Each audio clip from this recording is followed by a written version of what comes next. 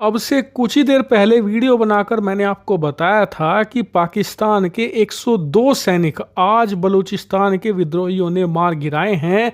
और ये भी बताया था कि इस मामले पर अभी और बड़ी खबरें आएंगी, इसलिए आप मेरे साथ बने रहिएगा। और ऐसा ही हुआ है, अभी अभी इस पूरे घटनाक्रम पर बड़ी अपडेट आई है। दरअसल तो पाकिस्तान की मीडिया ये रिपोर्ट कर रही है कि बलूचिस्तान लिबरेशन आर्मी ने जो ये अटैक किया है, ये ऑपरेशन हैरोफ के जरिए अटैक किया गया।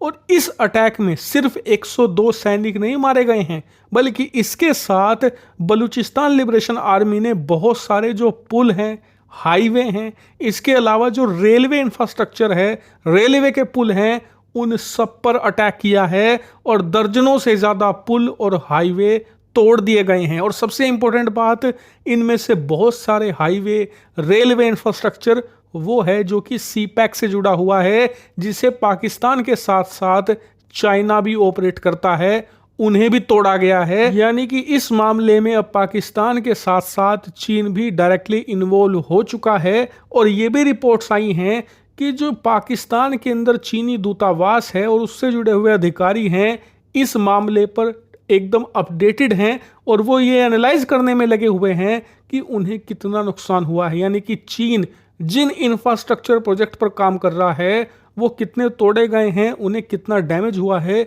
इसे वो एनालाइज कर रहे हैं।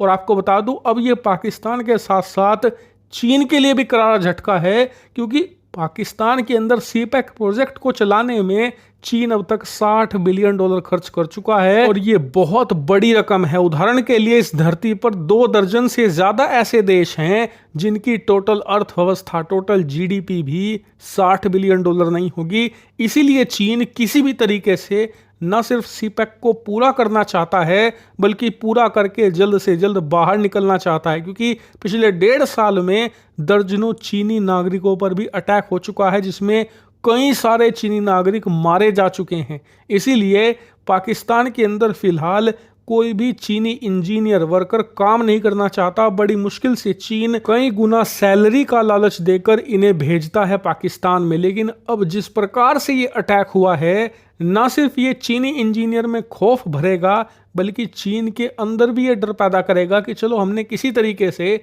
ये प्रोजेक्ट पूरे भी कर लिए, तो इन्हें तो बलूचिस्तान लिबरेशन आर्मी वाले तोड़ ही देंगे। ऐसे में उन्हें अब और खतरा पैदा हो गया है कि उन्होंने सीपैक प्रोजेक्ट जो पाकिस्तान में शुरू किया है, क्या वो सही फैसला था या फिर चीन को डुबाने वाला फैसला होगा। वहीं दूसरी बड़ी खबर ये है कि बलूचिस्तान लिबरेशन आर्मी ने ये कहा है कि जो ऑपरेशन हैरोफ है ना, वो तो हमने अभी जस्ट स्टार्ट किया है, ये खत्म नहीं हुआ है। ऐसा नहीं कि हमने 102 पाकिस्तानी सैनिक मार दिए, कई सारे दर्जनों पुल, रेलवे लाइन तोड़ दी तो खत्म हो गया। नहीं, ये शुरू हुआ है, ये इसकी शुरुआत है, पहली वेव है।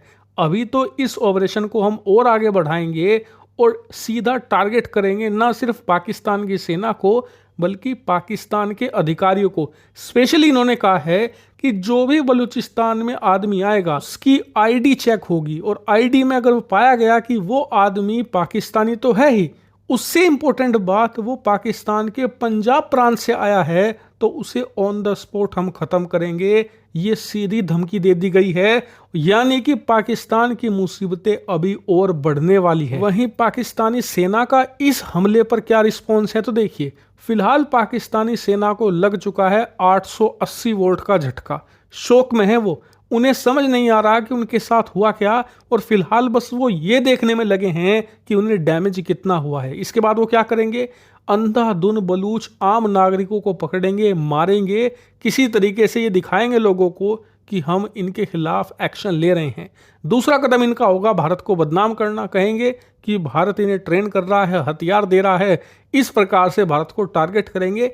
इसके अलावा इनके बस की और कुछ है नहीं, क्योंकि अगर बस की होता तो अब से 2 महीना पहले इन्होंने बलूच विद्रोहियों और तहरीक तालिबान यानी कि टीटीपी, जिसे पाकिस्तान का तालिबान कहा जाता है, उनके खिलाफ ऑपरेशन चलाया था। उस ऑपरेशन को लिटरली बंद करके अब इन्होंने दूसरा ऑपरेशन चला दिया है, जो कि कोई असरदार साबित नहीं हो रहा। उल्टा जैसे पाकिस्तानी सेना ने ये ऑपरेशन चलाया है, अटैक 4 गुना तक बढ़ गए हैं और पाकिस्तानी सेना को नुकसान 100 गुना बढ़ चुका है। हालांकि मैं एक बार फिर से आपसे कहूंगा कि इस मामले पर और बड़ी खबरें आएंगी, इसीलिए सब्सक्राइब करके रखना चैनल।